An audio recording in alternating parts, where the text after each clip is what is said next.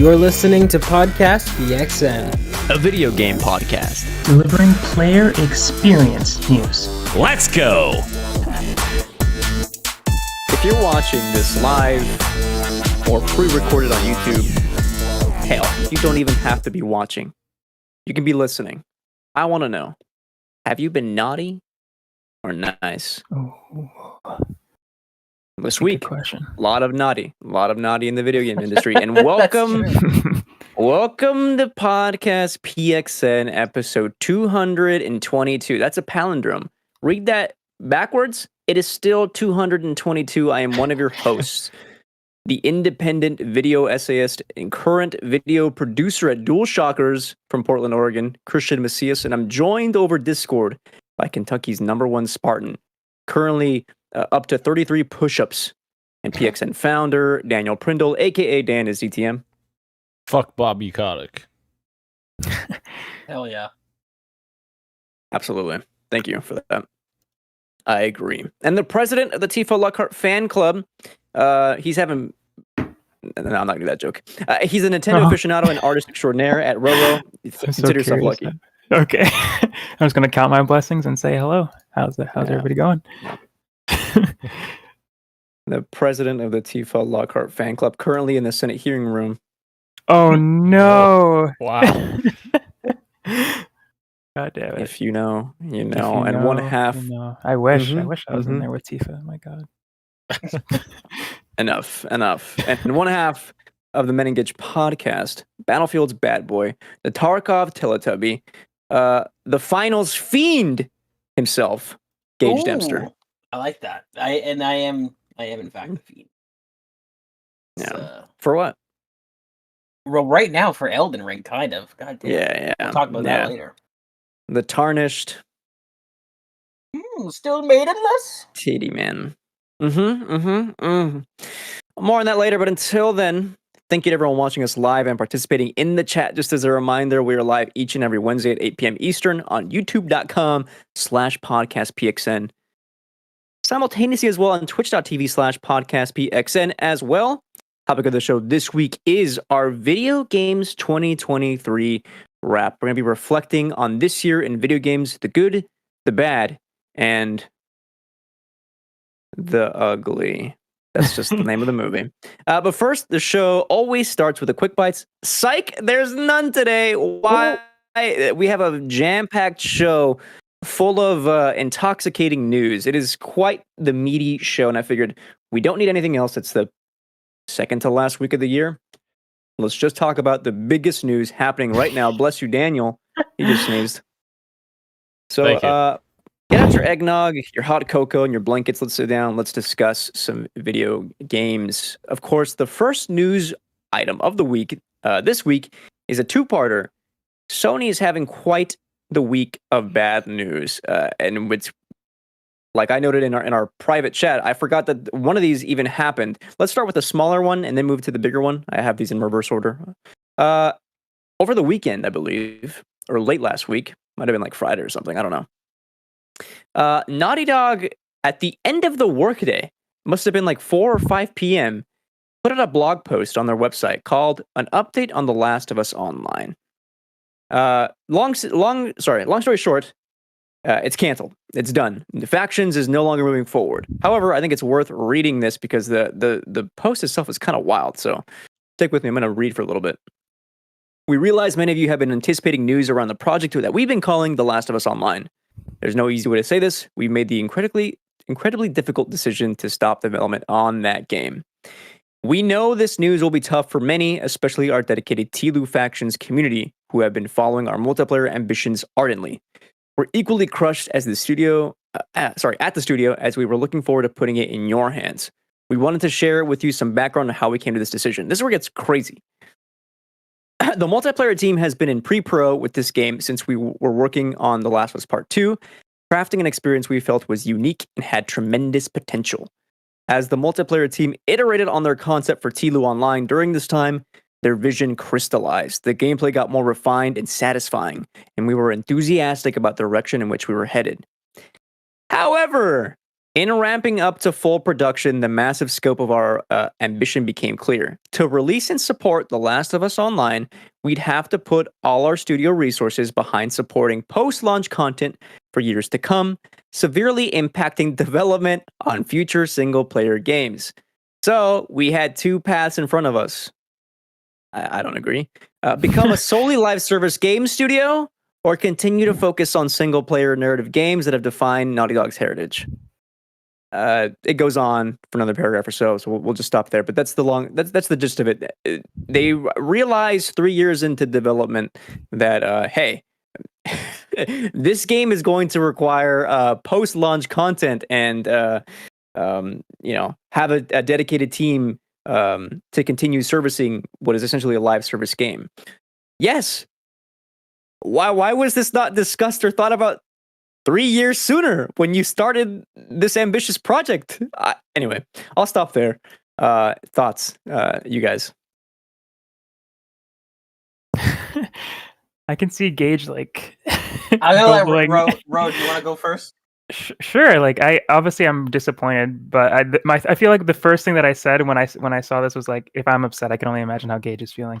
But before we get to Gage, I was really looking forward to that because I really liked factions, and seeing a multiplayer version of, or a more expanded upon version of that, sounded awesome to me. That sounded like it could have been cool. But to me, it sounds like an excuse to cancel it, because how could they not know that this was going to take this much resources and efforts to help support? And I don't think any of us were expecting them to just become a live service studio. Like, we still expect the single player games from that. So even if it was like a smaller version of what a live service game is, I don't know. Something about this feels off, and maybe there's someone here who could explain it to me a little bit better. But everything about that blog post felt a little weird, like they were hiding something, which I don't know what they would need to hide. Just be honest about it. But maybe it was the Bungie thing, or it just wasn't coming together, obviously. So that's why they canceled it. But the reasoning seems weird to me. But yeah, at the end of the day, I'm sad. I definitely wanted to play this game, and like 3 years. And then just poof, gone. So I can only imagine how the devs are feeling too, like having working on this, and it's just all gone now. Before Gage goes, I have one quick thing to add. Yes. Of course, we're all sad as well. And the weird thing is about this is that like these sorts of cancellations probably happen all the time behind closed doors, like in secret. Like when like pre-production is happening on a lot of things, maybe it doesn't come together, and after like a year or so, like they scrap it and move on to different projects. That stuff is happening all the time. But this was announced a long time ago, and so like we got like 2 announcements that like more is happening soon. We got Neil Druckmann on stage at an event being like, "Look forward to more soon. Here's concept," and then all of a sudden, done. And Gage had a pretty interesting take that he posted on Twitter, which is like, please say it. What was my take? That you don't have to cancel it. You can just turn it into something smaller. Exactly. Okay. So yeah. So there's a weird all or nothing mentality happening here. So my take was that you don't have to scrap it. You could turn it into some. You could clearly salvage this into some sort of something. That there's no way that scrapping everything is more efficient, better for resources, better for the studio than just turning it into something. But before, like, so that was what I talked about on Twitter. But like, the more I thought about it, I thought about this interesting thing where it seems like, I don't know. I agree with Ro. Like, I don't even know what's true and what's not in this. It just reeks of like just this weird smoke and mirrors corporate thing. And it's also important to know for the people watching and listening is like, if you see a blog post that says from Naughty Dog, doesn't necessarily mean it's coming from like the actual blood, sweat, and tears developers. It's probably coming from somebody from one of the suits at Naughty Dog. So like, I don't know. This seems like very strange damage control and manipulation, because they're saying that, Christian, you're right. Like, how did not anyone realize that there's going to be, you're going to need to support your live service game after it launches? But I don't know that I buy them saying if we were to release this game, the entire studio would have to work on post-launch content. Because aside from games like Fortnite, where like their entire thing is built around that one live service game. That's not how any other live service games work. Call of Duty comes out. Call of Duty is a very much live service game. The game comes out, the majority of the studio starts working on the next thing, and a small subset of developers keep working on the content for the game. Halo Infinite launches. A lot of the studio keeps working on Halo. Well, Halo Infinite is a bad example because they needed to fix some things. But now I'm sure that there's a lot of people at 343 that are working on the next Halo thing. So, like, this idea that, like, they had, 2,000 people in the credits on The Last of Us Part 2? You're telling me that if you were to release this game, the only way that Naughty Dog management could see this is that you need to have 2,000 people working on post-launch content for this? Like, there's no way that this all or nothing scenario that they've painted themselves is actually realistic. This kind of reminds me of Quentin Tarantino. There's a story recently about him. He was going to make a Star Trek movie, and people were like, why didn't you make it? He's like, oh, I didn't want my 10th and final film to be a Star Trek movie. And it's like, well, you made that rule. You don't have to stick to that rule.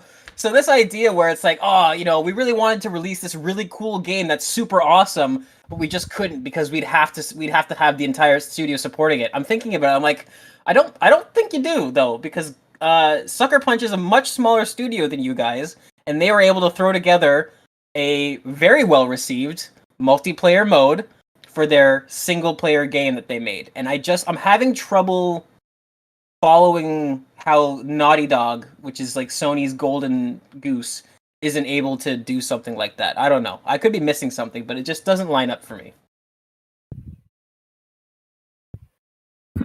Oh, you're pointing to me. Okay, I was looking over at the stream, and I'm like, wait a minute, wrong monitor. No, yeah, you're good. You're good. Yeah, my take on this is like Naughty Dog always has super high ambition, right, for their projects. I feel like from the get-go, they had too high of an ambition for this game.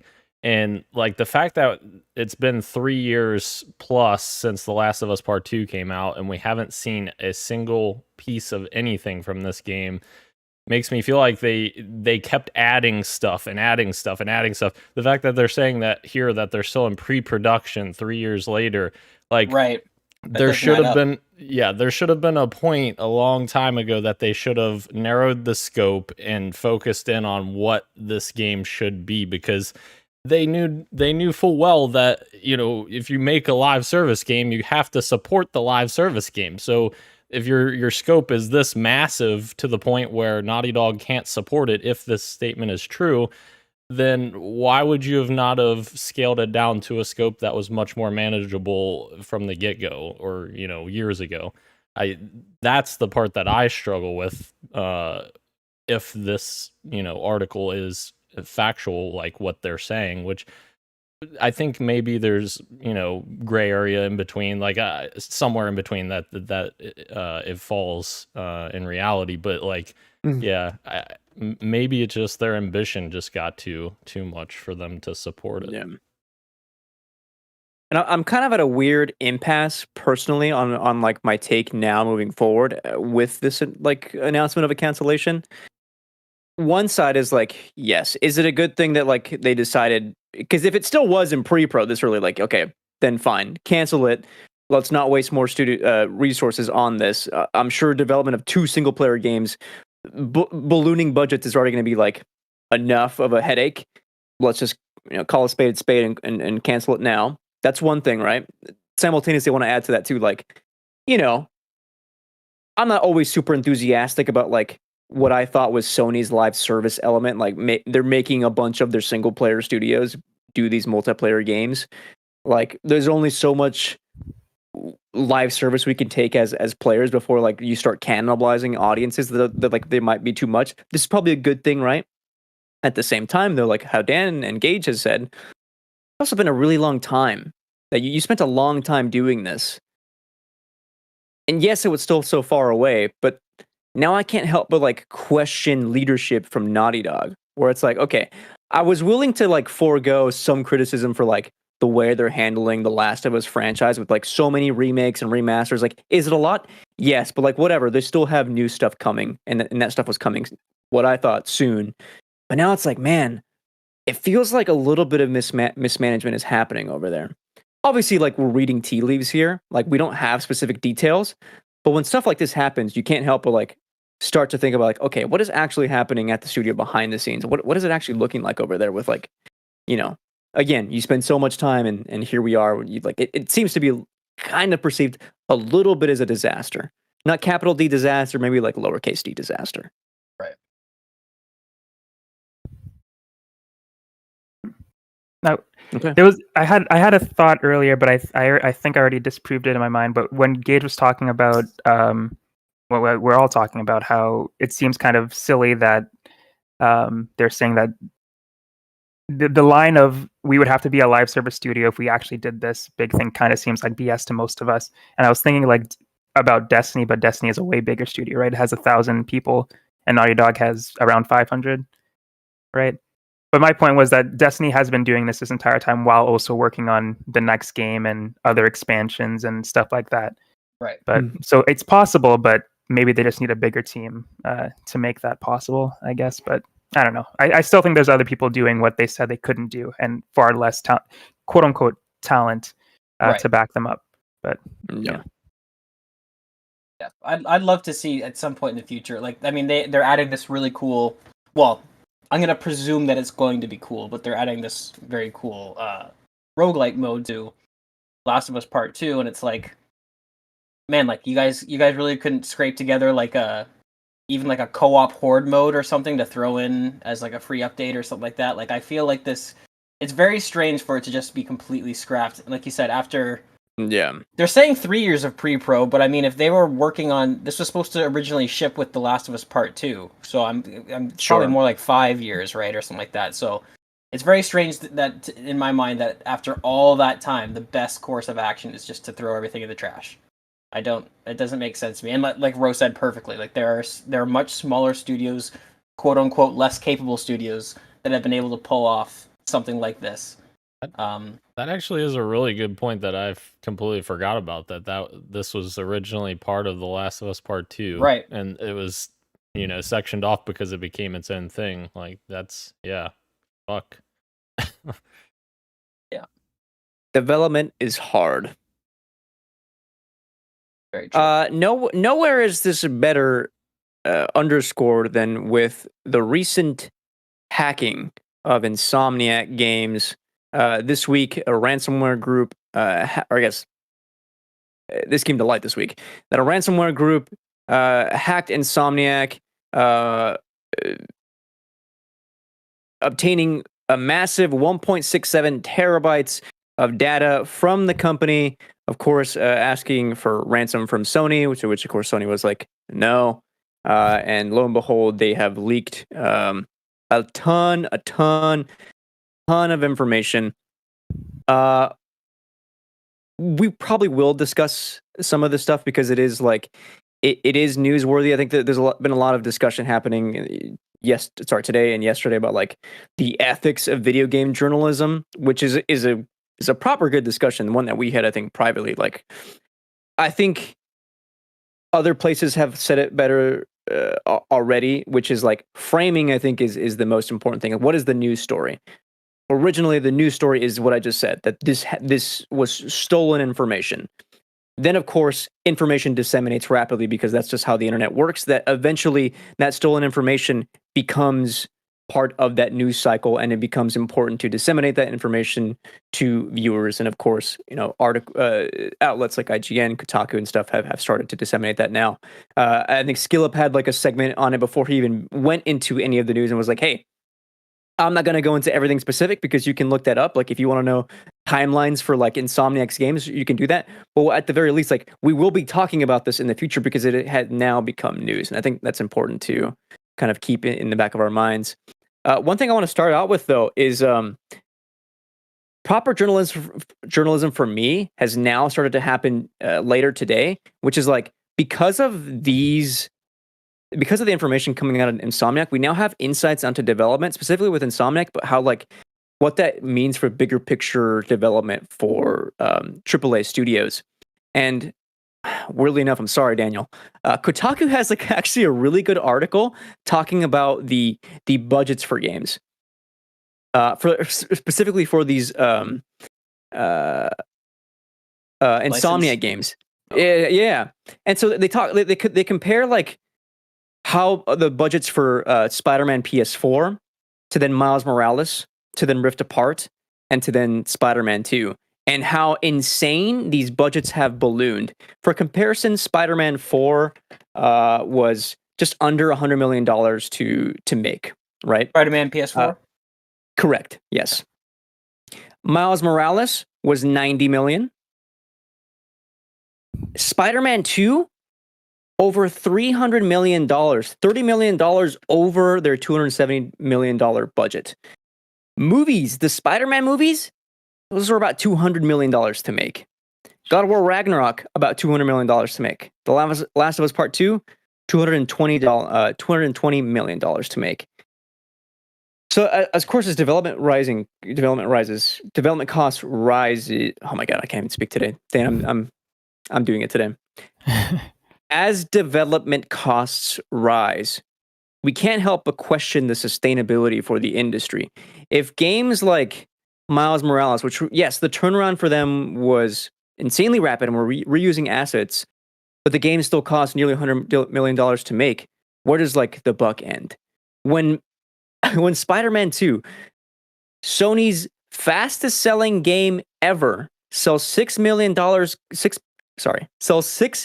copies in the span of less than 2 months, but is still not broken even.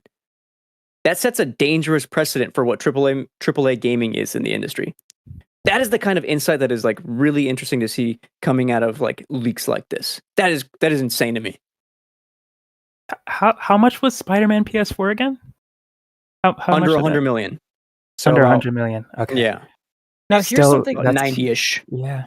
Right. Now here's something that's interesting though, in that I feel like this is a way more nuanced conversation that has to be had because there's so many different facets, but I think like is the ballooning, it all comes back to eat the rich. Everything comes back to eat the rich. Is the ballooning budget entirely due to development costs? Because I noticed that the licensing fee that they had to pay Marvel for Spider-Man 2 was $65 million. Of that $300 million budget, what? Just under a third, over a quarter of that is going to Marvel. Now, obviously, that wasn't the case for Spider-Man PS4. Otherwise, there's no way they made that game for $30 million, right? The development was $100 million. Who knows what the licensing agreement was then?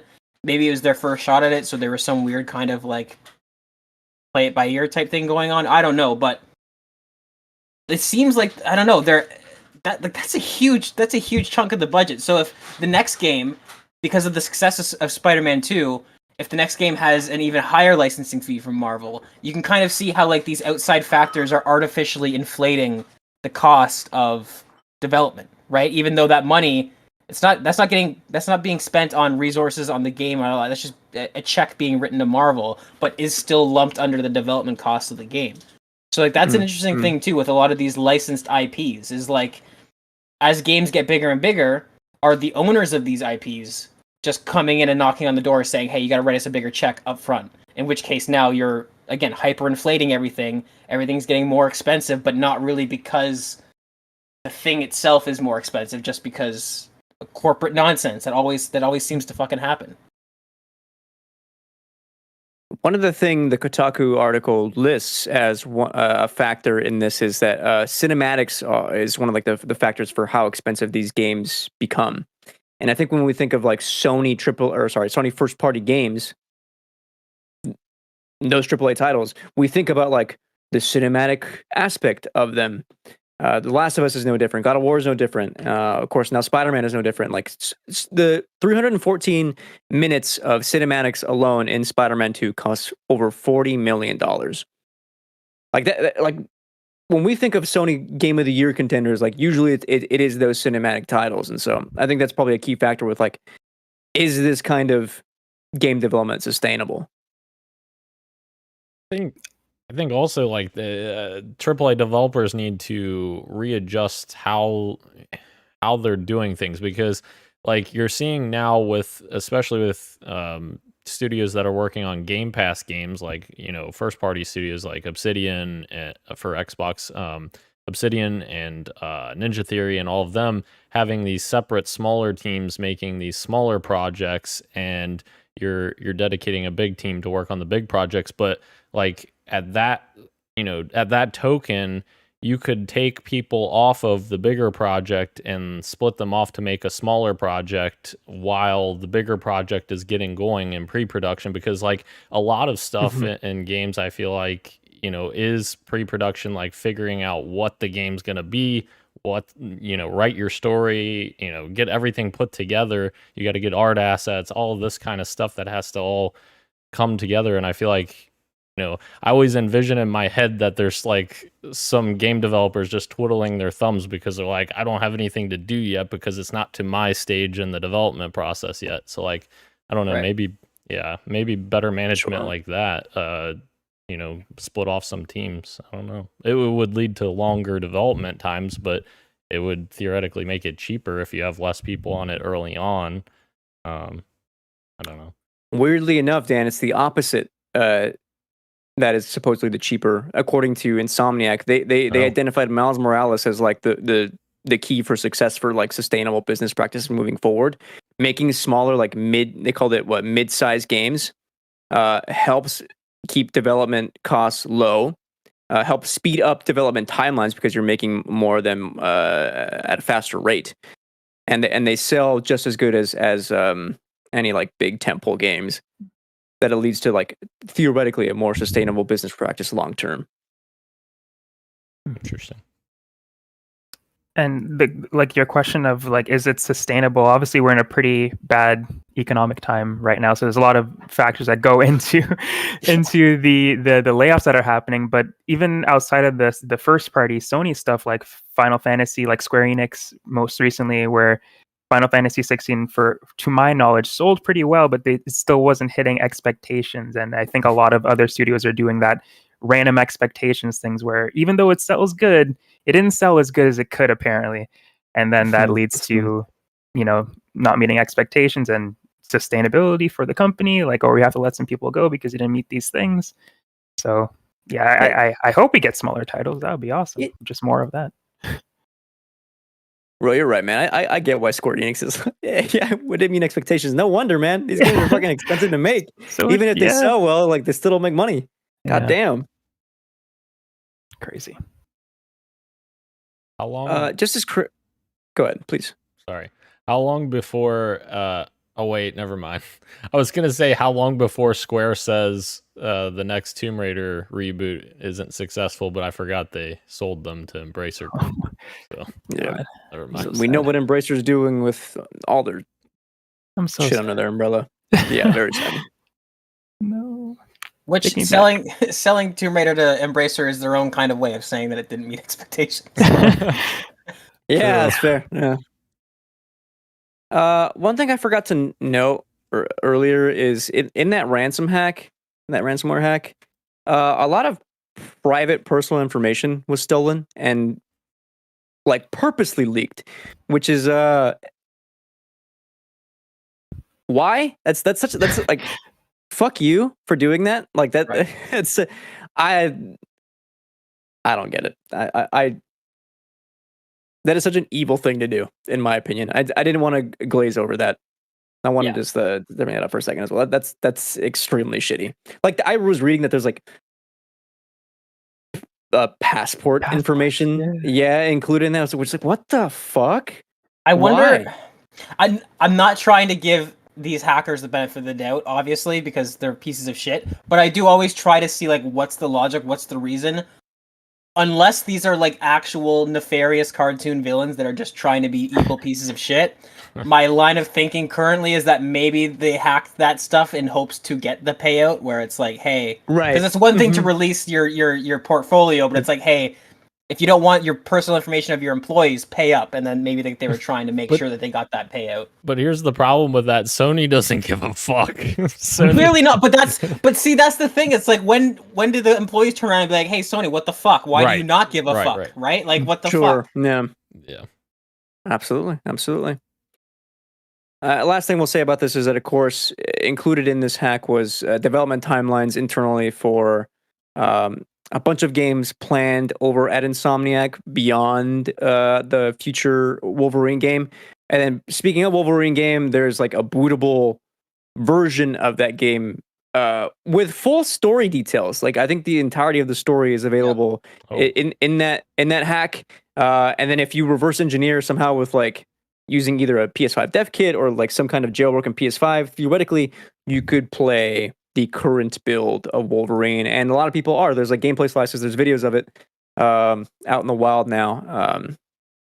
My timeline is all of that stuff. It reminds me of the GTA 6 hack with people saying like, "Oh, this looks so bad." Like, obviously, it's not done yet. Yeah. Oh my god.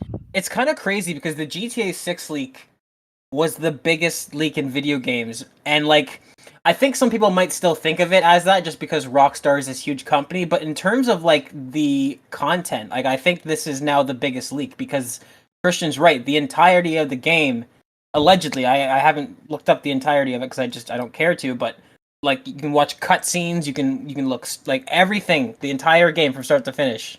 And the roadmap. Yeah. Yeah, so it's kind of crazy. So and here's the interesting thing with stuff like the Insomniac Studio like timeline. It's like I totally get not wanting to discuss information and like specifically specifics. Like that's kind of the big thing where it's like we're not going to get on here and we're not going to spoil a game that hasn't even released yet because there's obviously an ethical issue with that. But like, do people? I wonder, like, do people deserve to know that, like, hey, Insomniac's a Marvel studio now, so don't expect anything else? Like, there's certain things like that where it's like, do fans that are waiting for like a Sunset Overdrive or waiting for the next Ratchet and Clank, do they deserve to know, like, hey, by the way, nope, we're Marvel now. This is all we do. Yeah, at this point, I think the answer is yes. Now that the information is this disseminated, is like yes, you're probably in the right to know that, like, because including this hack was details on previous sales for games, including Ratchet and Clank, but specifically also performance of Sunset Overdrive, which apparently got just over $500. Yeah, and that's it. Yeah, in profit. Insane. Which is crazy. Like, and that's why they pivoted to then make the Spider-Man game.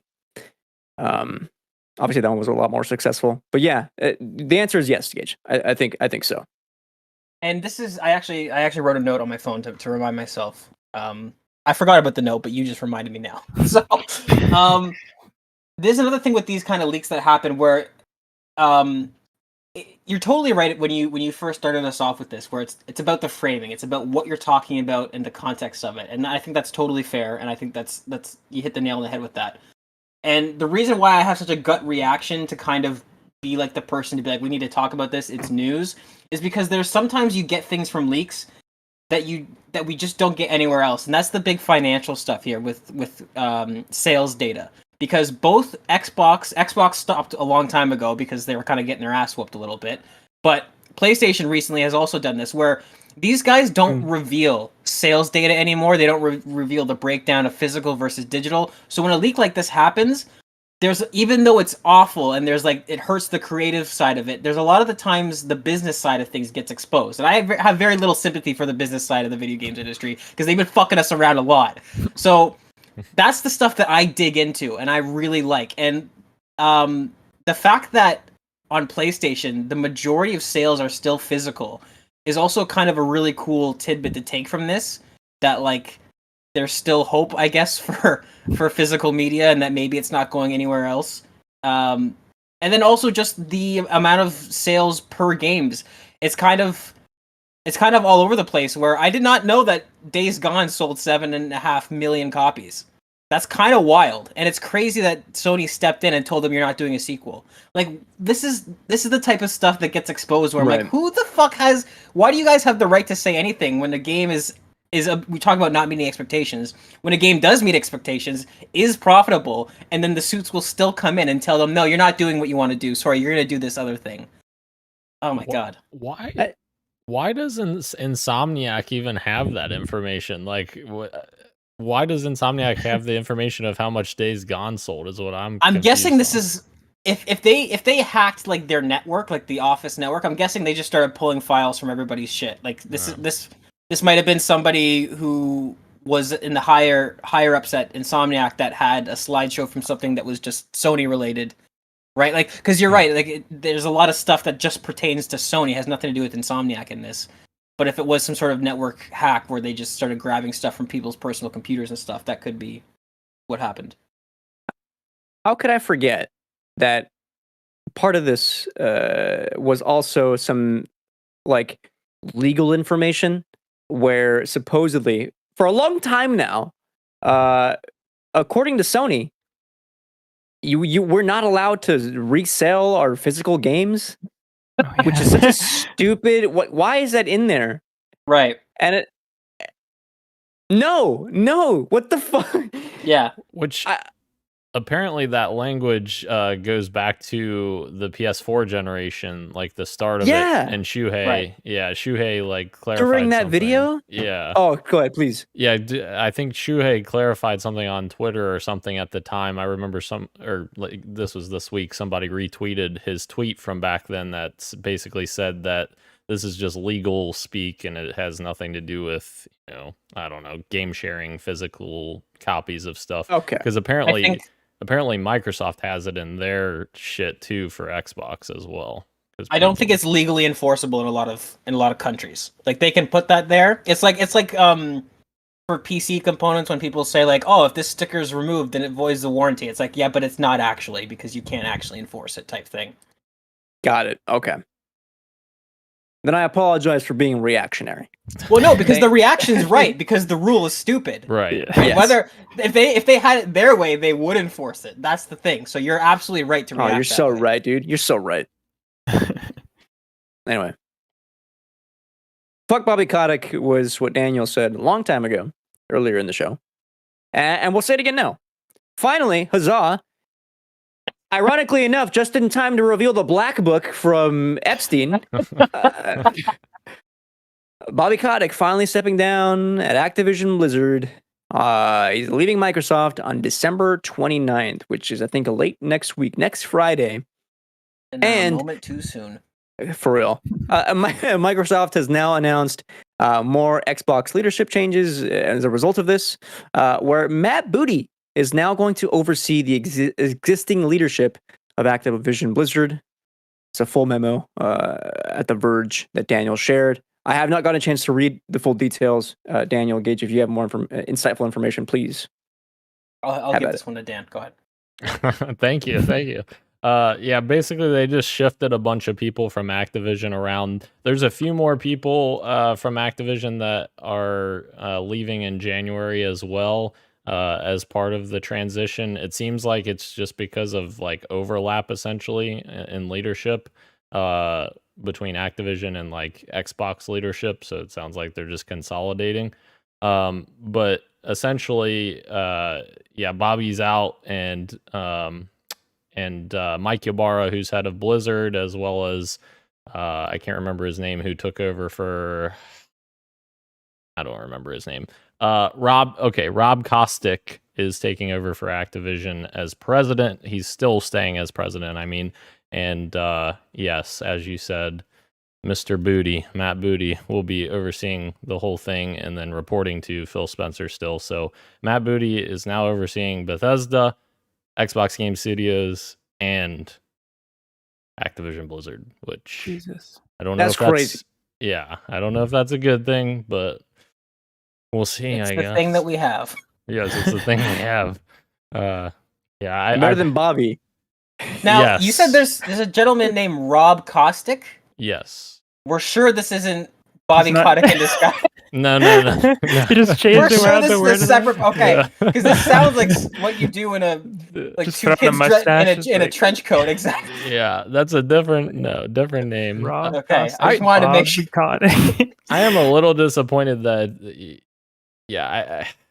I've had my issues with Matt Booty well before he was head of, Xbox Game Studios, and now in his role he's overseeing multiple of them, obviously. But I think the bigger thing to me is like Matt Booty doesn't really know what the fuck Activision Blizzard is right now. Like, he has to go and fucking learn all these people, all these practices they do, all these, there's a lot of stuff that he has to learn. Whereas, in my opinion, someone like Mike Ybarra would have been perfect because he already has been the head of Blizzard for the last, I don't know, year or so, or two.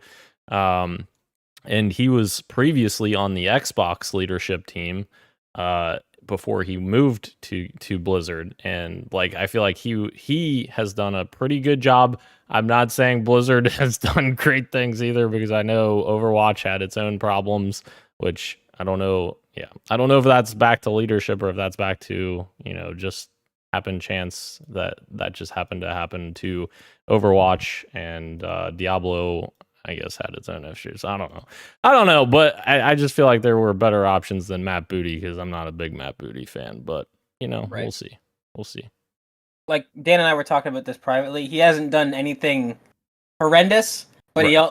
nothing seems to have flourished underneath him as well. There's been a lot of issues and a lot of hiccups in the specifically in the Xbox game studio pipeline. I mean, we all talk about that whole everything you see will be released within the next 12 months, and then 18 months later, none of those games have come out.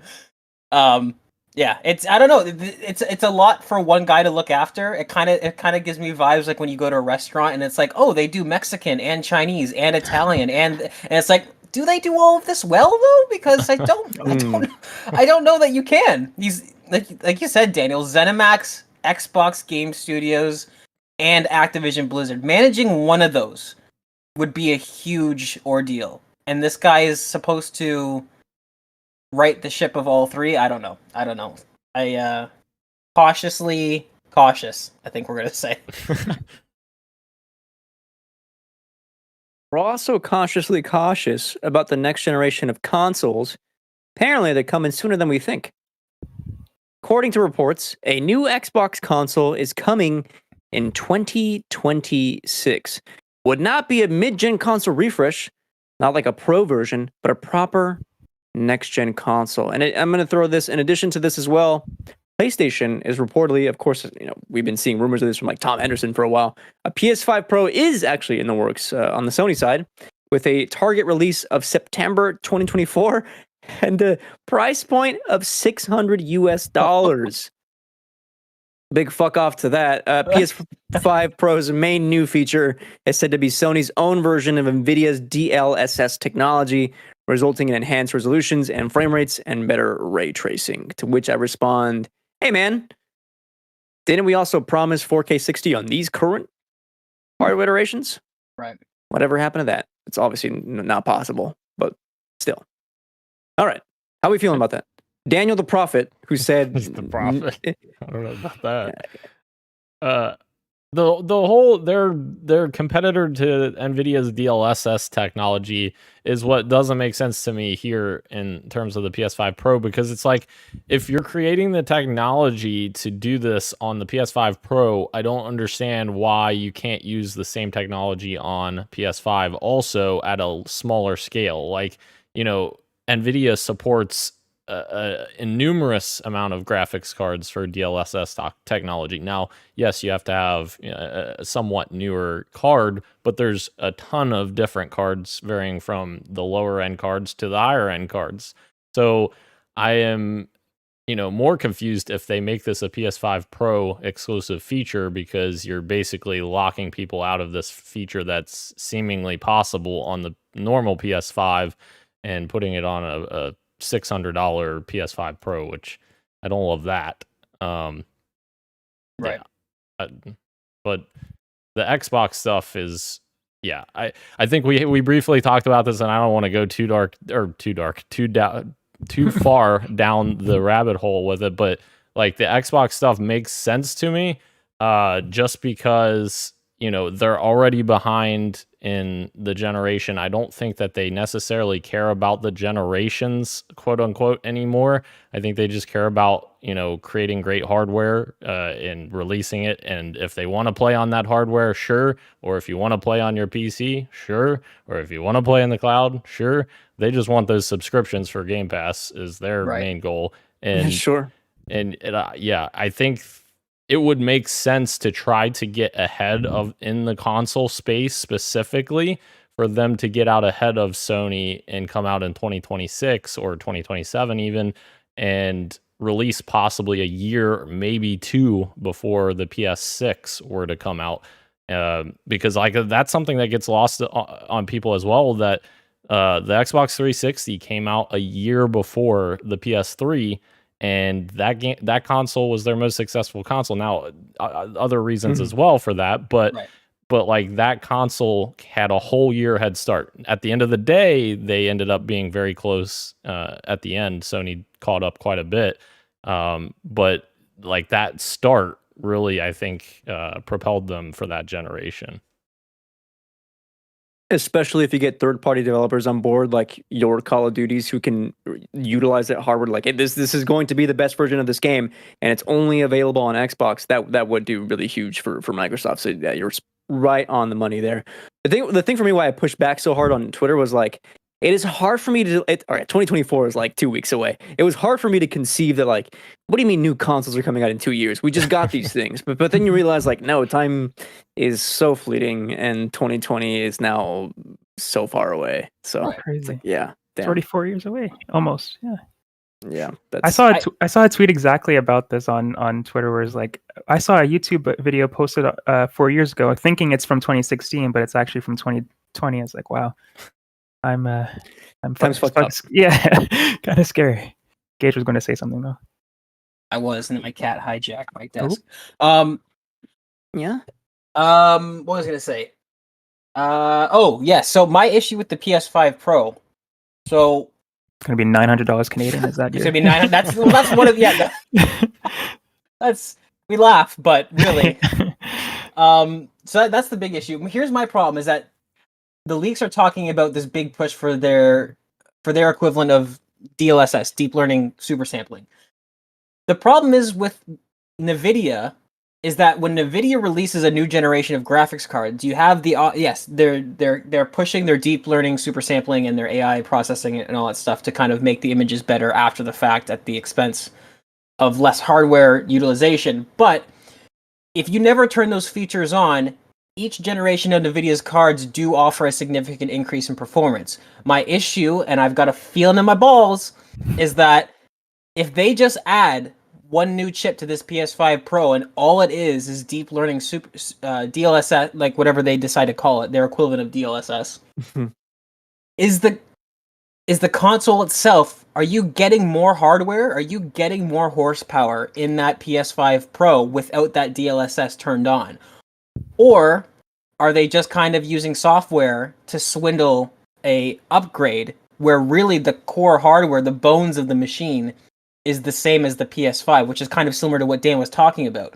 That's what my big issue is, and knowing the way that these corporations have been going and the trends in the gaming space, like I can feel it in my gut that this might be what is what's happening. If they announce PS5 Pro and all they talk about is this DLSS equivalent, that's gonna raise some red flags for me, because if this you're $600, there better be hardware improvements and not just software stuff.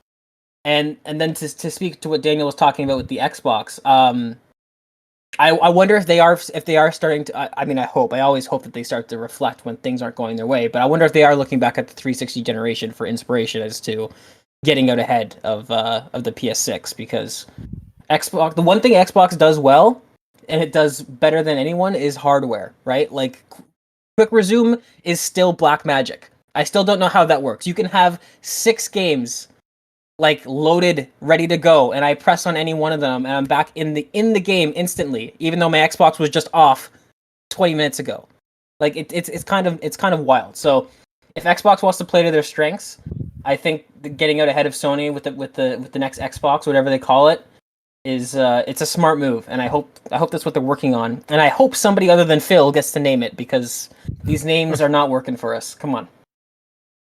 Will you believe it if we go back to the PXN archives that I argued with Sean about the names of Xbox Series S and X, and I said that it was smart?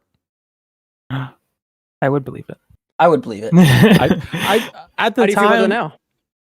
yeah, I don't think it was smart now, but like at the time it made sense because they released the 1S and the 1X, and they try to keep that brand recognition. But yeah, I don't think that ended up helping their cause. Maybe they should have did Xbox 3 Lite and Xbox 3. The Series S is the Lite version. I don't know. It's tricky. I'm not saying it's not easy, but I remember Phil before, he was like, the names of the next Xbox, it's really gonna be about what it represents. And then it was like called Series, and we're like, what? Series X, Series S, like what does that even mean? I don't know. Well, it's the next one's gonna be Series Y. Just call it the Xbox 6. Is it the actual sixth one? No, but I'll say that Apple also skipped an iPhone number, and everyone forgot about that already. True. You know what this is kind of like, Dan? It's kind of like when you and I bicker about the Halo show, where it's like I would be willing for a super jarring retcon at this point. Just call it the Xbox 6. Let's just get to numbers. I don't care if it doesn't make any sense in the lineage. Let's just do a hard retcon and then right the ship, and then we won't have to do it again. Let's just do that. Absolutely. All right, let's move on. Originally, I was going to do a segment on fantasy draft check-in. I will say this. I forgot to put in a bid in for a VR game I was going to pick up, Asgard's Wrath 2. Lo and behold, that game ended up being like insane huge for OpenCritic. It was like 90 something. I was like, well, fuck. However, I got a bid on something. So, when's it come out?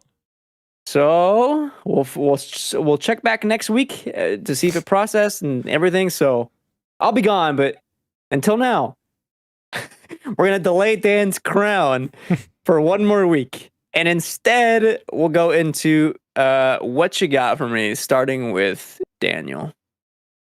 Yes. What do I have for you? I have more Halo Infinite, the new Winter Contingency event. That's it. And the finals. More of the finals. Very good stuff. We played a little bit. The three of us, Ro, whenever you want to fucking just join in. Yeah, it's still a ton of fun. I have a lot of fun with that game, and I bought a bunch of cosmetics to support them because I think they did a good job with the game. It's free to play, so I'll give them a little money. Sure. Not really too jazzed about that battle pass. Not a lot of items I really care for there. No. I will say though, the most impressive thing there that I haven't seen in other battle passes that Gage also pointed out, there are reload animations, which I think is really cool, and also substitutes for your gun. So like, the light character gets knives as like a weapon. You can throw knives. One of the battle pass like weapon variants is that you throw cars instead, and like that's interesting. I like that. Right. And the other thing with the battle pass, I added this up. You actually get more coin. I'm pretty sure this is true. Maybe I just made this up, but you actually get more coins in the battle pass than it costs for the battle pass. So normally they just give you the amount back in coins, but you actually profit from completing the battle pass. Yeah. So you're making money if you spend money. Yeah. Fake. You're making fake money. Yeah. Stonks. Yeah. Who's next? Roshan? I've been playing Pokemon Scarlet Indigo Disc Part 2. I beat the first one last week. I told you guys I was doing that because I wanted to play the second one. I actually ended up liking the first one, Part 1. Now I'm playing Part 2, and Part 2 is really great so far. The story continues. Obviously, I'm not going to break down the entire story for you guys because you probably don't care. But the gameplay and the battles definitely have a bit of a difficulty increase and a spike, which I'm really happy about because that doesn't happen very often in these games. So I'm actually being challenged by the trainers that I'm fighting. So I'm having a good time, and my Pokemon are like level 90, 100, and still having a rough time fighting some of them. So I'm enjoying the challenge, and the story is pretty cool as well. So yeah, that's what I've been playing right now.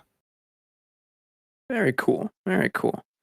For me, more of the finals, more Fortnite, various gameplay capture, dove into some more Armored Core 6.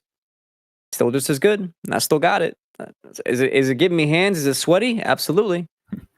but it's still a good time. But enough about me, because I don't give a fuck about me anymore at this point. I've been waiting for days for this moment right here. Gage, what you got for me, please?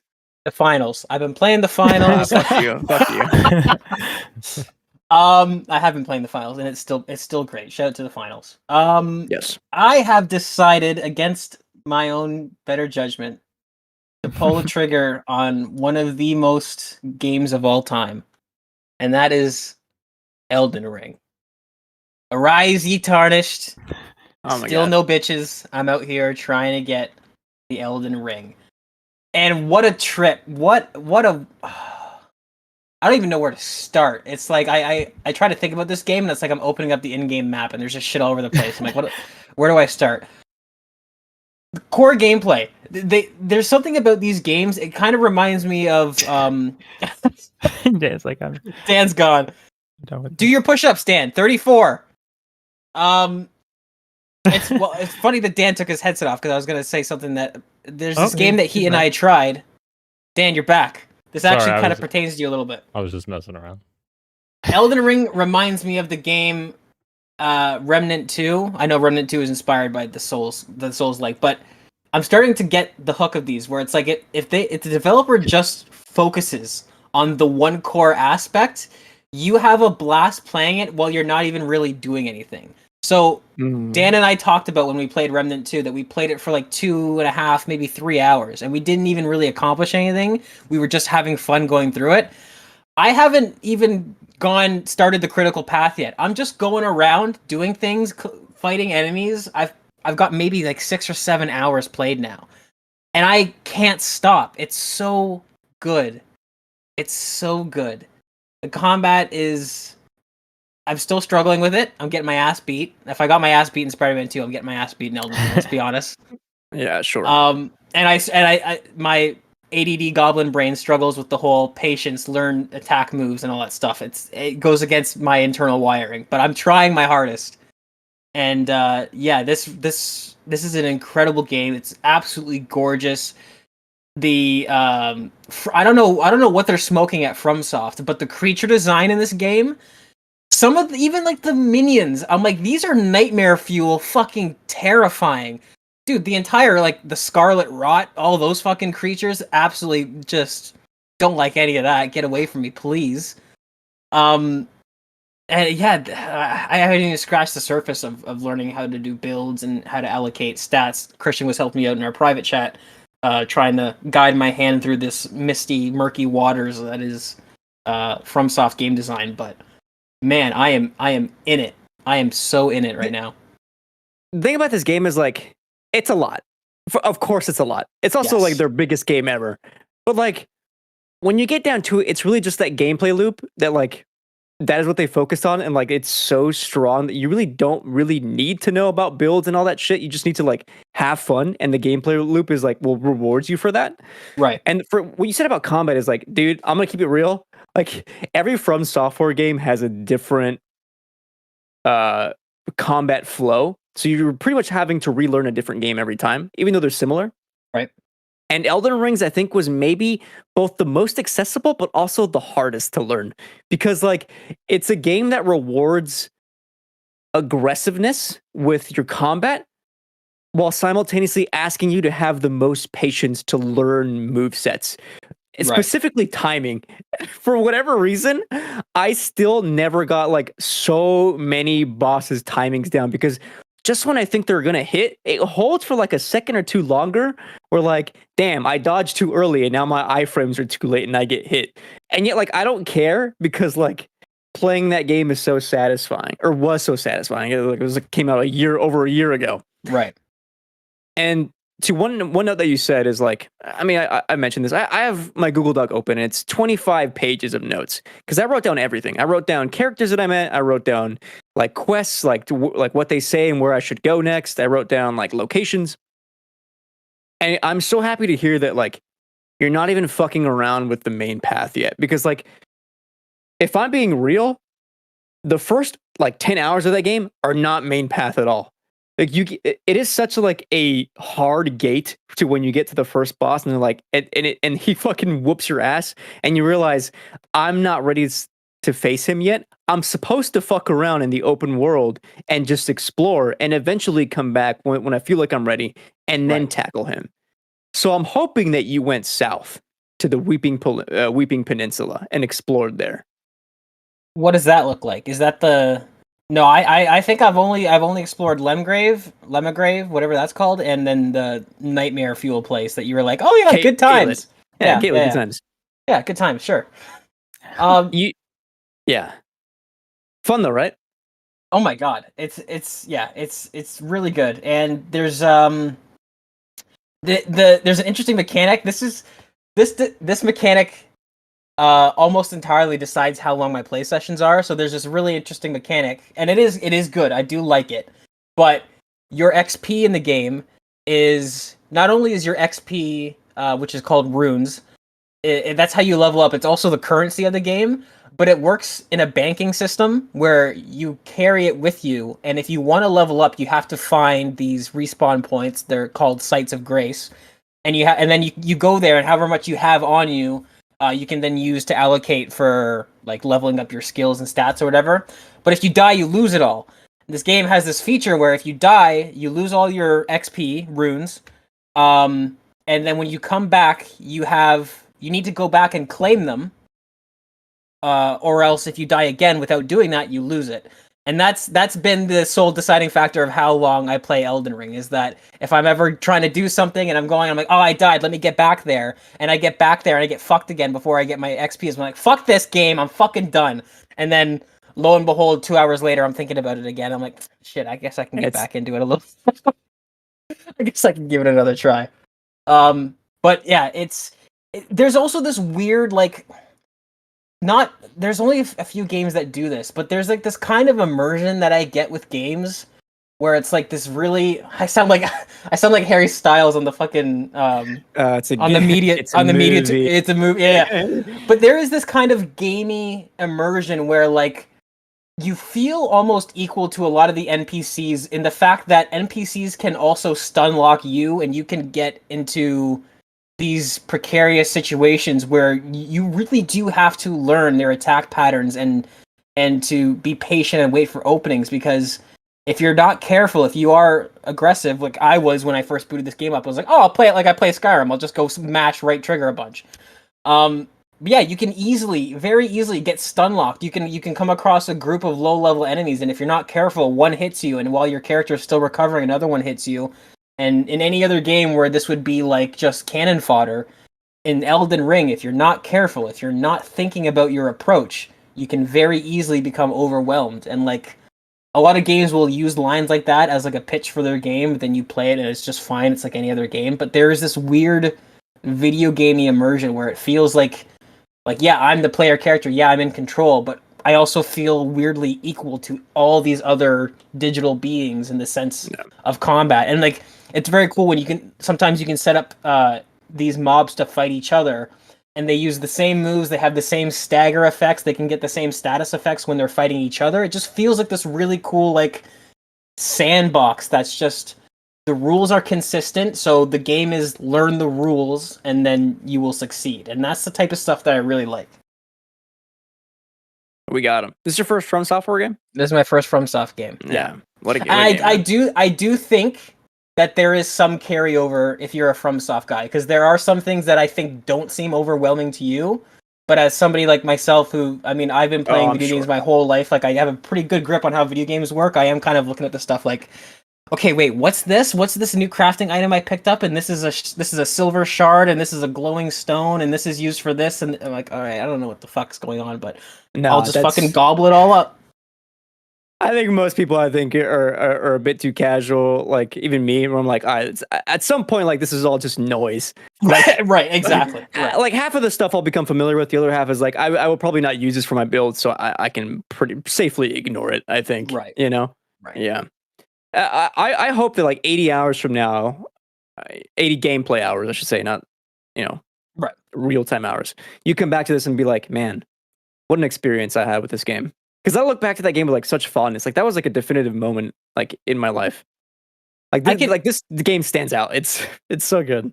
Absolutely. I can already feel that. And there's certain games that when they have that effect on me, I always notice there's a common theme where I'm kind of like wowed and immersed just traversing the landscape. Like Red Dead Redemption 2 is a great example for that. But even in Limgrave, like there was this, I was riding on these hills and these cliffs, and it was like windy, and there was like this mist that set in where it was kind of had this cool like level of detail effect where I couldn't really see a whole lot around me, and I was just like walking around. I'm like, this game, this is incredible. Like I'm in it right now. Like I'm sucked in. I don't care about anything else other than Elden Ring right now in this very moment because it's just so alluring. And yeah, this is definitely one of those games, man. Before we move on, Daniel, I'm sorry. One last thing. Gage, because you're right with what you just said, but I want you to think, like 7 hours in, dude. I know. Just imagine the things you have not seen in this game. I'm excited. There is a moment early on that is nothing. It's nothing. And it stands out as one of my favorite memories of this game, and it's nothing.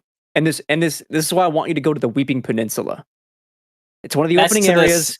That's to the south of like where the no bitches guy. Where you start. Yep, Okay. Absolutely. Gage, Yeah, just do some exploring over there. Just look for the weeping willow trees. They're there. Right. No Harry Potter. Sorry, one more thing before we move on. So you've talked to Ronnie. Then you have magic. Are you able to do magic now? What does do magic mean?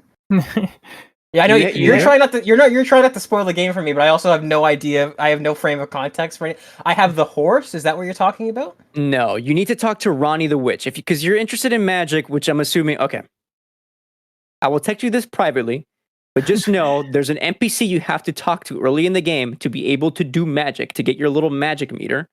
She's at the very first side of Grace after the no bitches guy. She is at the church where there's like a little Santa dude selling equipment. It gives you the blue bar, right? Yeah. Yeah. Okay. Yes. Yeah. Because my character, the only thing I can do right now is I can heal. I can do like a self healing spell. Okay. But I'm interested in I want to throw fire at people. So her quest is tied into another quest. His name is Blythe. Those are the two best quests in the game, and they both start early. Ronnie's you already started, and Blythe is in the Weeping Peninsula. Start those. Okay. Just start them. Okay. Before we move on, are you done with your Elden Ring talk? Yeah, I'm done. Okay, I'm done. I didn't want to interrupt. Fuck you. No, I'm serious. I was enjoying that. You guys were cooking.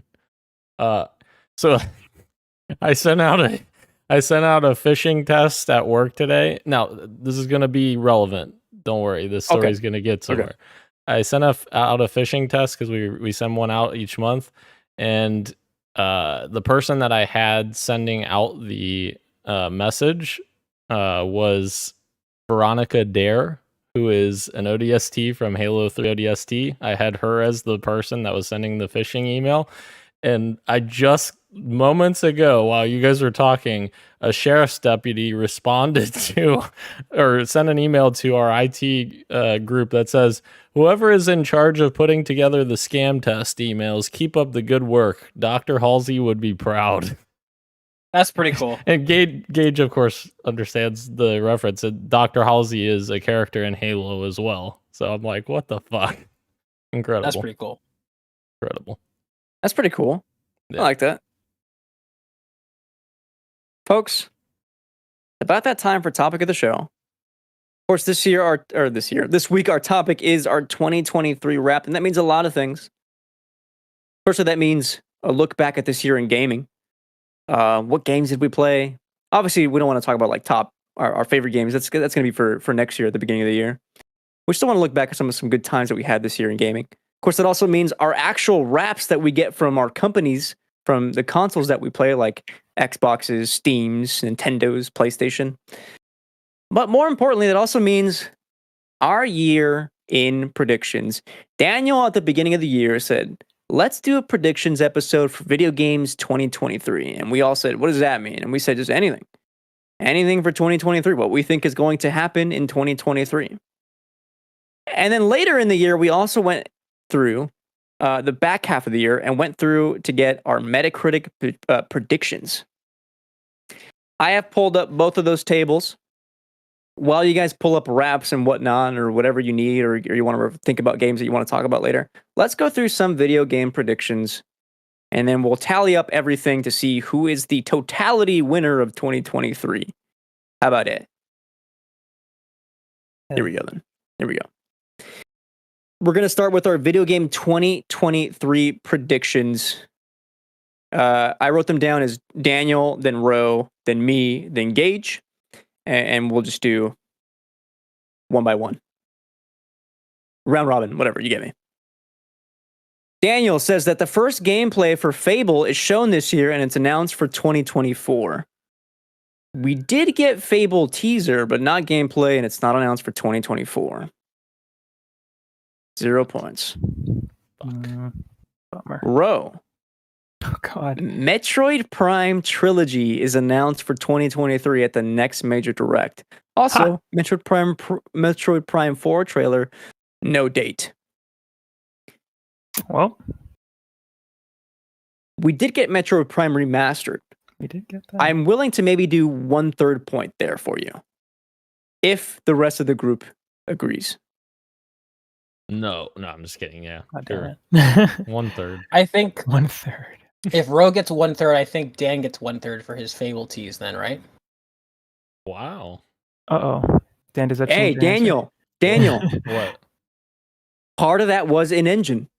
They said that is an true. engine. Actually, it was an engine. That's actually true. Why didn't I defend myself? That's actually true. It is.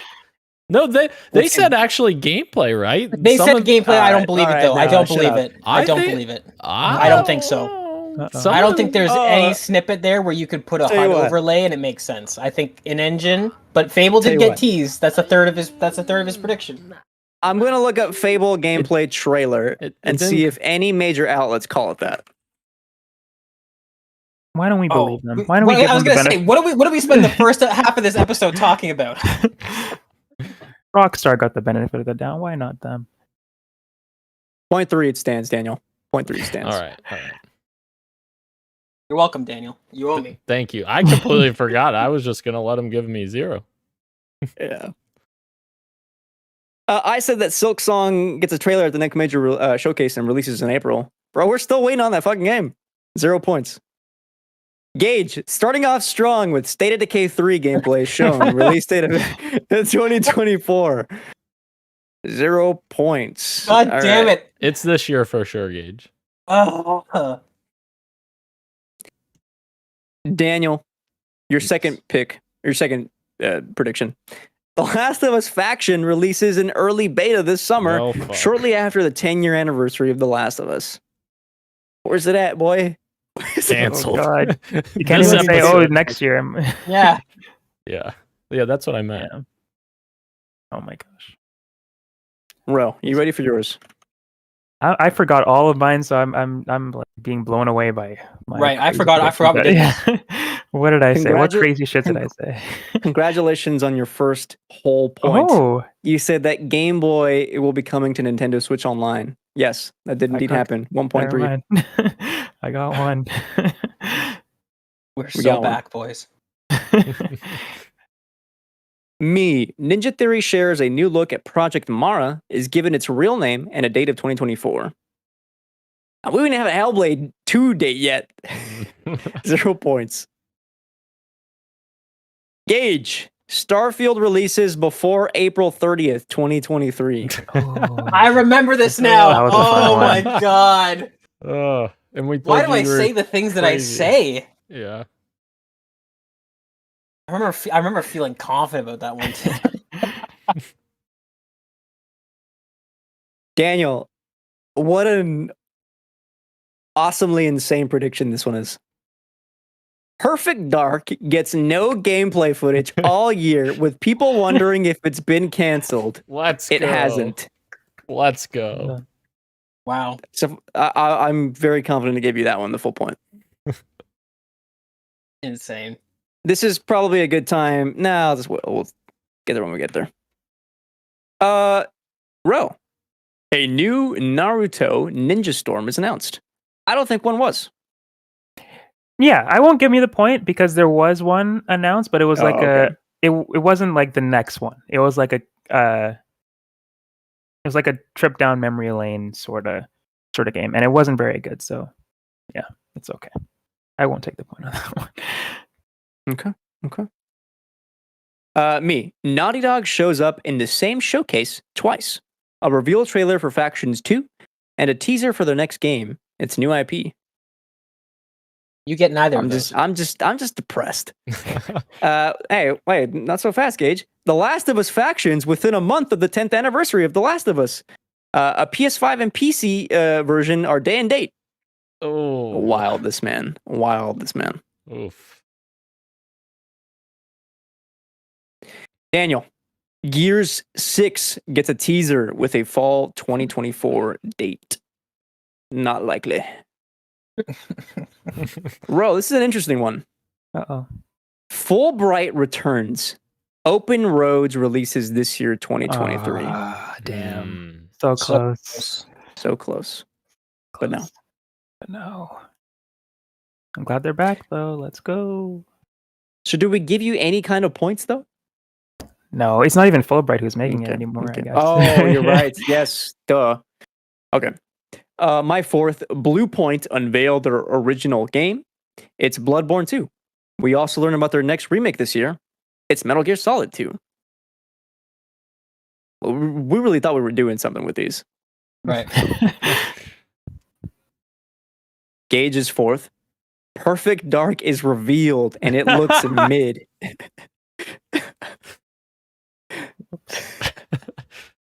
Like All how can I not pick on Xbox when it's like we got nothing. We got nothing from them. I mean, we got nothing from Sony either, to be fair. Exactly. We got nothing. You should have listened to Dan's prediction. Daniel's fifth and final, Xbox Game Pass. Oh, sorry. Xbox Game Pass and the Series X/S don't get price increases in 2023.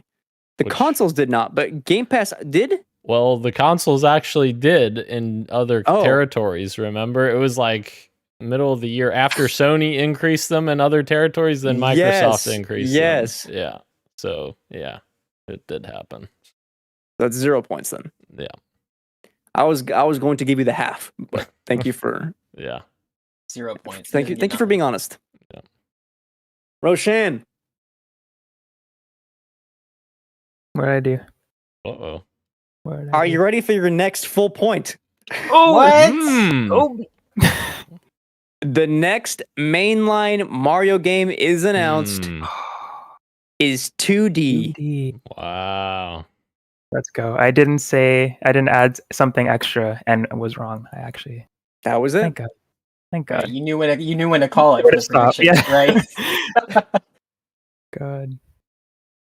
And my fifth and final, a new Kirby Air Ride is announced. It was the year of manifestations, and I unfortunately manifested none of mine. I wish we got that last one. Same. And Engage's last. Activision acquisition does not go through. Oh. Wow. Wow. That's interesting. At the time, it was looking bleak. All right, Yeah, this was that's quite a true. roller coaster. That's true. That's not correct. That's crazy. Should They came back from that. They had at one point they had the UK, the US. Everybody was against it. Dude, if I would have bought some fucking stock when their stock was at an all-time low, when everyone thought it wasn't being bought, fuck. Wasn't Right? awesome. Probably fuck. Yeah. Okay, we're going to take a break right there and reflect back on some 2023 personal experiences that we want to talk about, maybe our wraps as well, while I write down the Metacritic predictions into this spreadsheet for me to look back on. Anyone like to go first? How many games did we play? Ooh. You know what I mean? I Barely any. Oh, Unfortunately, bro, for myself. Go ahead, bro. And I think I should start because I have the weakest list out of everybody here, I think. So I have my GG here as well. But are we going through our wraps, or are we just? You said just like our Either one, whatever you want to share. I'll probably share my wrapped and a few highlights from my games played this year. Okay. Yeah. So yeah, I'm going to go first because I think mine will be over pretty quickly. So my PlayStation 1 was pretty light. I played 9 games this year, and only one of them came out this year, which was The Space for the Unbound. The other games that I played was Tales of the Arise, which was freaking fantastic, but it came out like 3 years before this year. Fortnite was number 2. Space for the Unbound was number 3. Sonic Frontiers was number 4, and The Last of Us Part 2 Remastered was number Hell yeah. 5. My play style was lone wolf because I'm lonely, apparently. No, because I like single player games, so they say. I earned 48 trophies. 18 of them were gold, 0 of them were platinum. Kind of sad. And I have my Switch one. I played a total of 158 hours on the Switch, which, again, in comparison to previous years, is not a lot at all. And most of those hours were for Legend of Zelda Tears in the Kingdom, 113 hours on that. And then the other games that I played on my Switch were Sonic Superstars, Mario Kart 8 Deluxe, and more recently Pokemon as well. That's kind of it. Zelda, I think, was my highlight for this year. But we'll, like you said, Christian, we'll talk about our games next year, our favorite games. But Absolutely. That'll be next year. Yeah. Oh yeah. that's kind of it. Yeah. Daniel, I wish I was so much more eventful this year. Hopefully next year I could catch up. Gage, you want me to go? Yes. My PlayStation 1 is pretty simple. 2 games I played this year. Only one actually came out this year, which is Spider-Man 2, of course. That was my most played game at 31 hours spent, 42 trophies. Very good. And then my remainder of my time was played with God of War, Ragnarok, and of course, that was at the very beginning of the year, cleaning up, finishing that game. And I've spent 13 hours this year on that to finish that one up. Very good games. Very good games. My Xbox One is 2023 highlights, 690 hours in total time for 2023, 50 games. So for all the shit that I get for not completing games, at least I play a lot of games. 271 achievements, 4,000 gamer score. Let's go. My most played game, of course, say it all together, everyone. Halo Infinite. Halo Infinite. That actually worked good. Wow. 338 hours of Halo Infinite this year. I'm in the top 5% of most active players on Halo Infinite. The top, how much? 338 hours on Halo Infinite. No, sorry, the percentage? You said how Top much? 5%. Top 5%. Oh, okay. Yeah. My number 2 is a bit of a surprise, but I guess not a surprise because, some people always pull me into this game, Gage included. And this hasn't been one of my top games in the past for a long time, and that is Call of Duty Modern Warfare 2. Of course, mainly that was all DMZ, because that's pretty much all we played whenever I played with them. But 46 hours of that's insane compared to previous years. That's more than I thought, yeah. Yeah, it's a lot of DMZ. And my number 3 most played game, do you guys want to take a guess? It's a single player game. Hi-Fi Rush. No. My number 3 most played, it is Resident Evil 4 Remake at 31 hours. Absolutely love that game. Really good. So yeah, that's my Wrapped. I didn't do Steam because, I've only played a handful of games on there, but how do you get the Steam one? Do you have to do it from their thing? I got it from. I have mine, but it's not very eventful. I got it on the app. Is where I found mine. Okay. It's like, also on the launcher and the. Or the launcher is what I meant. You can do to it say. too. Yeah. Yeah, you can do it from the web as well. It looks like. I played 7 games on Steam. 4 new games apparently. Pummel Party, 34% of my playtime on Steam. Let's go. Okay, I got my Steam wrap as well. I'll go last though. Still waiting on Gage to go. Okay, I wasn't able to log into my PlayStation 1 because I got a new phone and a new phone number and forgot to change my two-step verification. So that's going to be annoying. But that we'll deal with that another day. We'll start with Steam. 26 games played this year, 18 new games. Trying to figure out the layout here. This is a little wonky. You got Let's your see. tiles. Do you see the tiles that shows your highlights or whatever? Yeah, I've got. Apparently, my longest streak was five days of playing. I'm guessing that means back to back because there's no way I was up for that long. 328 achievements unlocked in Steam. It looks like my top 3 games, which this doesn't seem right, but I don't mind the games. Diplomacy is not an option, which is a fantastic little indie RTS / city builder. Very, very fun game, very charming. Just does what it does very well, which is cool. My second game is Halo Infinite. And then my third game is Call of Duty. Just Call of Duty. I don't know which one that is. It just says Call of Duty. 10 sessions played. I'm guessing that's Modern Warfare 3 because 10 sessions played sounds about all I've put into that, and it's just been sitting there. More interesting though is my Xbox Wrapped, which we got. We played a total of 90 games this year. Holy shit! What the fuck? Or no, total games. No. Total games Yeah. you played, yeah. Yeah, total games, 90 games this year. I've played. It's crazy to me to look at this number. 730 hours, which is that's a lot of hours to play video games, but that's somehow less than Phil Spencer, which is kind of wild to me, who is a CEO of a massive corporation. But anyways, top 3 games.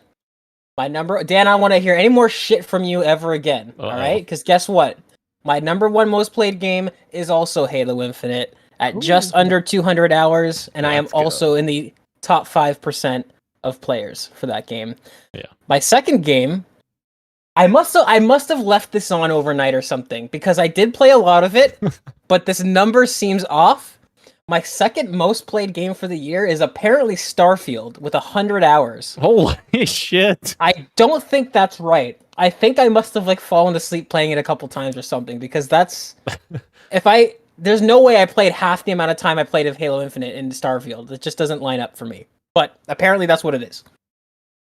Which puts me in the top 15% of players for Starfield, which is a game that I'm very lukewarm on now, so that's kind of funny. 100 hours only puts you at the top 15%? Yeah. Holy shit, I would have expected that to be higher, like top 5. No, there's always the Bethesda diehards that are you know, they've got probably multiple planets of mining operations and whatnot. I don't know. Does anyone want to take a wild guess at what my third one is? Because this one shocked me. On Xbox? Hades. Yeah. No, I'm surprised that it's not, but that's a good guess. Damn. I wouldn't even know where to begin with you. You're such a wild card. Could be anything. I do. I play it. Yeah. No, tell me. Diablo 4 with 76 hours played and 250 gamer score. Top 35% of players, apparently. Oh, yeah. Not bad. Not bad. I like it. Okay. I never got my Nintendo one. Oh, wait, no, here it is. Is it an email form? Show me. So while I load this up, I got Steam pulled up. I'm not going to... I did 7 games played, apparently, on Steam. 4 new games, 109 sessions. But I will say, PC gaming, I think, was maybe my favorite, I think, when I'm looking back on 2023. I had so much fun with the games. A lot of them are on this list, so I've got 5, I guess. 25% of my time was spent playing BattleBit Remastered. What a time that was. I look back to that bridge fondly. 22% was Pummel Party, equally just as great of a time this year, having a couple of snacks and some drinks with the lads and pummeling Daniel. 21%, a new, a recently released game, that's Lethal Company. Fantastic. Glad that made the cut. Yes. In 4th was a game that I played at the very beginning of the year when I was really big into modding this game. It is Assetto Corso, when I was like obsessed with driving around Tokyo freeways with the highway turned on and weaving in between cars, no hezzy. And then in 5th was Outlast Trials. 10% of my time played there, and that was I'm fiending to go back to that one. That was a lot of fun. While I sign into Nintendo, I'll also pull up my PlayStation 1. Hold on, I'm selecting all the squares with buses. Well, while you're looking for that, Christian, Tell me. 42 hours of Tears of the Kingdom. I looked up my Nintendo one while you were going. So, okay, here we go. loading. Nintendo, 6 total games, 162 hours played. And comparatively, I have 121 hours in Tears of the Kingdom. That is by far my most played game this year. Metroid Prime Remaster was in 2nd with 17. And Animal Crossing New Horizons was in 3rd with 9 hours. I had a lot of fun with Nintendo this year. My PlayStation 1, though, of course, I played my most games there. 25 games. My first game was Bloodborne. I started the year playing some Bloodborne DLC, so why not? And then I started dating someone in late August. And if I look at my month to month, suddenly in August, my gameplay habits changed because Overwatch 2 became my most played game of 2023 on PlayStation with 106 hours spent. Can you guess my number 2, bro? I know I've shared these on Twitter, or I guess anyone, all you guys. But my number 2. Ooh. 2 is in the title, if that helps. A little hint there. Is Oh. it Spider-Man 2? No, that is 4th. 4th place. Or 2. I'll tell you. That is Destiny 2. Oh. I spent a lot of time playing Destiny 2 this year, and I totally forgot. And 3rd was Fortnite, and 4th was Spider-Man 2, and then in 5th was Alan Wake 2. Which I'm sure those numbers have now changed because I think I spent more time in Alan Wake 2 than I did Spider-Man by the time I ended up finishing, and I spent 448 hours total playing my PlayStation. Good games all around for all of us. We're running a bit long, so I think for 2023... Oh, sorry, I also have like 21 games logged on my backlog for games that I played this year. All my concurrent, like, games that I'm like actually playing, so I think 21 is the rough estimate. We'll save, actual discussion of our favorites for early January. So we'll conclude with this. I went through and I got the actual Metacritic prediction scores. Gage was not present on that episode, so we only have 3 to go through. Sorry, 3 hosts, us, to go through. And what I'm going to do is that because some of these got delayed to 2024, I will shift these over into a 2024 spreadsheet and put those there. So 1, 2, 3, 4, 5, 6, 7. That means we have 21 games that we predicted on this list. And I'll go through them kind of rapidly. Number 1 was Dead Space Remake. Dan guessed 90. Ro guessed 87. I guessed 89. And the actual is 89. Wait, so it that is a is? point for it. Oh, I thought Yes. it was higher. Oh, that's RE4. Never mind. Sorry. No, Dead Space. Yes, yeah. And that's dead. Yeah. Yeah. Now, normally before I started this, I would have said, should we do plus points for people that get it right on the money? But no, I'm just kidding. That's 1 point for me. Season, A Letter to the Future. Dan guessed 85. Ro 83. Me was 86. The actual was 76, which means by default, Ro is the closest. Wow. Hogwarts Legacy. Dan 73. Ro 77. Christian 79. Wow. With an actual Metacritic score of 84. It's 1 more Oh. point for me. Yeah. Like a Dragon Ishin. Daniel 82. Ro 91. Christian 88. Actual 81. Which Daniel, congratulations, you're now officially on the board. Let's go. Remember PlayStation VR 2? We Never heard don't of it. really. There was one game that came out for it though, and that was Horizon Call of the Mountain. Daniel guessed 78. Ro, 75. Christian, 83. The actual, 79. So Daniel, back-to-back points for you. Damn. Sons of the Forest did not release this year, so we are skipping that and saving that for next year. Sorry, Gage. Destiny 2 Lightfall. Daniel, 86. Ooh. Ro, 89. Christian, 87 with an No actual way. with an actual of 69, which means Daniel takes home those points. Don't remind me. Oh, God. Star Wars Jedi Survivor. Daniel, 85. Ro, 78. Christian, 84. With an actual of 85. Daniel gets those right on the money. All of a sudden, Insider coming with 4. information. Yeah, I know, right? Oh, yeah. Something's going on here. Something's going on here. Yeah. Look at this. All right, listen to this bullshit. Uh-oh. RE4 remake. Let's go. Yeah, Daniel, 92. Let's Ro, go. 88. Christian, 91. With an actual of 93, which means Daniel, Let's go. 5 points in a fucking row. Let's see if this next game will disrupt that. Daniel, Dead Island 2, 74. Ro, 80. Christian, 77 with an actual of 73. That is 6 points Let's back to go. back. Good going. Dan, He doesn't Zelda. deserve this, though. Like, I don't. Zelda, Tears of the Kingdom. Daniel, 95. Ro, 97. No. Christian, 94 with an actual of 96, which means Dan and Ro both get points on this one for being I'll share. equidistant. Hell yeah. If this is Price was Right rules, Daniel would have just gotten it. That's true. Because the under, Okay. yeah. Yeah. Right. But we'll share. We'll We'll yeah. share. Suicide Squad, kill the Justice League. They haven't killed them yet. We'll find out in 2024. Street Fighter 6. Daniel, 80. Ro, 84.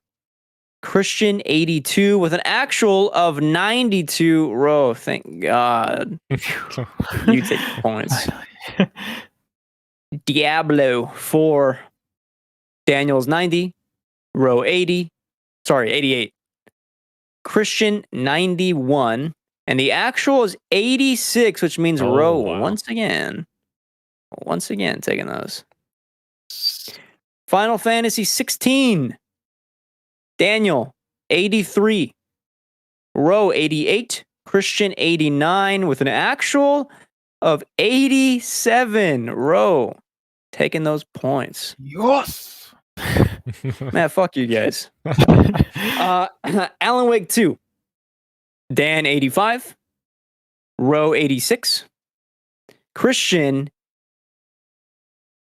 83. The actual is 88. Ro, taking those points. Coming back. I'm coming back. Wake the dog up. It's Armored Core 6. 17. Sorry, I don't know why I said 17. That's the number that I'm on. Daniel, 90. Ro, 87. Christian, 91. The actual was 86, which means Ro, you're 1 point off, and you take the points. Here we go. Assassin's Creed Mirage. Let's see what we can do here. Daniel says 85. Ugh. Ro says 73. I said 81. The actual was 76, which means once again, Ro is the closest. Rose on a fucking roll now. Yeah, all of a sudden, dude. Avatar Frontiers of Pandora. Daniel gets 73. Ro gets 71. I guess 68.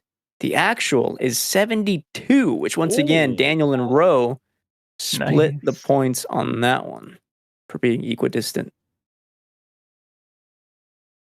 Final Fantasy VII Rebirth is not out yet. Forza Motorsport, however, did release. So Daniel guessed 89. Ro guessed 85. and I guessed 88. Once again, Ro takes those points for being... The actual is 84. That's it. Sorry. Point off for Ro. Silk Song, nope. Spider-Man 2, Daniel, 91. Ro, 89. Christian, 90. Actual, 90. Wow. Insane. We were all right there. Redfall, here we go. This is a good one. Daniel, 86. Oh. Ro, 83. Christian, 79. An actual of 56. Jesus. I will take those. I will take those. Hellblade. I gotta just jump in here from that initial cinematic trailer. Like what a ride that game went on. Shame. Yes. Hellblade 2 did not release. Stalker 2 did not release. Stellar Blade, where is that at? The final game that we predicted, though, was Starfield. Daniel comes in with an 88 prediction. Ro with a 79 prediction. And me playing the game with an 80-point prediction. The actual was 83. Meaning I take home 5 points for Metacritic predictions. Gives me third place. And let me do some counting here. I think based on the color coding that I did, Daniel, 1, 2, 3, 4, 5, 6, 7, 8 Oh my points God. for Daniel. Damn it. And Ro, 1, 2, 3, 4, 5, 6, 7, 8, Oh, 9, 10. Wow. What? 10 points for Ro. Now, if you incredible. give me a second, I can go through all the predictions we did this year. Ro won Video Games 2023 predictions. Ro won Metacritic predictions. Our summer showcase predictions. I took home that. No, I'm sorry. Daniel took that one. Thank you, Daniel. Highlighting your name right there. Our Nintendo Direct September 2023 predictions. Once again, that went to Daniel. Which means for 2023, right now, Ro and Dan are tied up. The Game Awards 2023 reveals went to Gage. Whoa. it's the first time I've won anything on this show. It feels good. Feels good. And last but certainly not least, when it comes to Game Awards winners. Oh, sorry. Oh, thank God I looked over. I got some points and got the most correct on that one, which means Gage and I will share the third place podium. Daniel and Ro share the first place podium. Congratulations to you both. Well done. Well done. I don't know which way I should That be way. fist bumping, Yeah, so I'll do sure. both. Oh, this Yeah. one. Okay. There we go. Nice. Nice. And that does it for 2023.